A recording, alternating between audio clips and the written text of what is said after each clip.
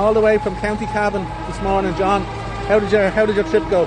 Well, I can tell you, Philip, if the support we received en route is indicative of the anger that's been directed towards our government, Traitor Martin and Slimy Harris should try and find a bunker to hide in, because they're going to need one. Absolutely. The level of support we received, and I was in the convoy that started off down below in Navan, but the level of support that we received from other motorists, and when we entered the precincts, when we entered the Navan Road, the number of people that were actually outside their houses trapping us was absolutely inspirational. Amazing stuff.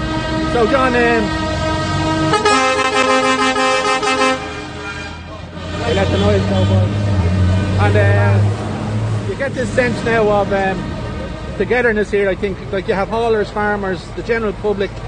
There's hopefully a bit of impetus to start here. I keep saying, I think we spoke last night, this doesn't need to be hijacked by establishment politicians.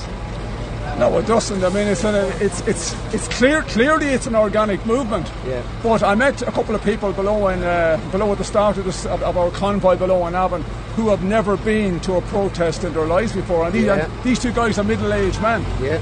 All right. But the reality is, Micheál Martin does not want us carrying this flag. Anybody who declares that Ireland belongs to the Irish is regarded as a racist and a xenophobe. He wants nothing got to do with us. Correct. Right. So Mr. Martin, I believe, and we've had many false dawns before, I believe that now there is an appetite for real change in this country. Yeah. Can you smell the rebellion and the how will I say? We can smell it here today. Yes. Well, please God. We can smell the air of rebellion and revolution in the air here. But listen, we're dealing with a government that wasted over €2 billion of hard-earned Irish taxpayers' money last year on housing and accommodating and feeding criminal illegal aliens, bogus asylum seekers. So if they can spend €2 billion housing and looking after criminal illegal aliens, they can look after the decent, hard-working Irish men and Irish women. Correct. That keep the ship afloat. And I just have a clear message for Traitor Martin, Slimy Harris. The sole role for you, the sole reason for your existence is to take care of the Irish men and the Irish women, not the people in Somalia, Sudan or any other third world shithole. The people of Ireland, all right? They make €6.5 billion in excise duty every single year. €6.5 billion, all right? From tobacco, from alcohol, and from fuel, from petrol, diesel, and from heating oil and other fuels, all right? Approximately 50% of that comes directly from excise duties on fuel, directly from fuel, excise duty on fuel, all right? Now that's not taking into account the massive amount of money that they're making on this bogus carbon tax. Correct. Something has to happen here. Something has to change. The word change has been bandied around for years and misused and abused. But I think we're now at a time in Irish history where people want real change. And I think if the government if they're not sensible enough, well, they're not. They're listening.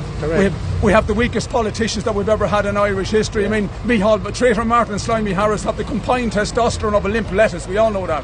I think they can't. I said this about other things before, but they can't be this bad by accident. They are on a path of destruction, destroying this country by design for decades now. By design, I think. Yeah, correct, John. Well, it's very obvious if we continue along this disastrous road, Irish people will be a minority in this country within a short few years. I mean, that's blindingly obvious. Yeah. I mean, Stevie Wonder can see that. Correct.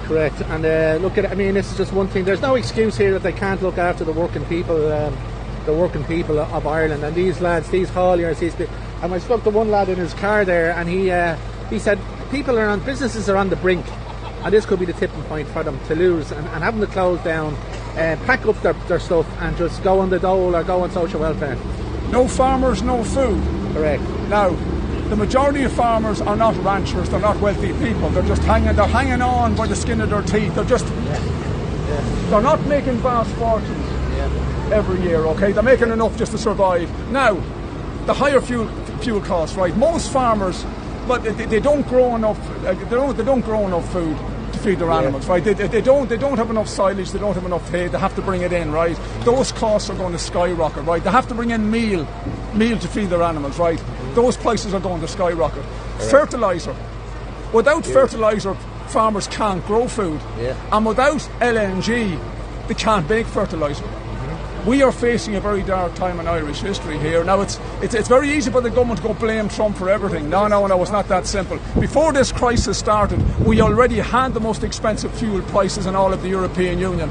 If not the most expensive, one of the most expensive. And all these mealy-mouthed words from our traders politicians, they mean fucking nothing anymore, right? But if they don't make meaningful changes now, one suggestion: long before this crisis, there are thousands of young men and young women, and not so young men and young women, travelling long distances to work every day, from Cavan to Dublin and to Dublin and further afield. All right, yeah. Those people have to fund, by and large, have to pay for their own fuel to get to work in Dublin and further afield. All right, if the government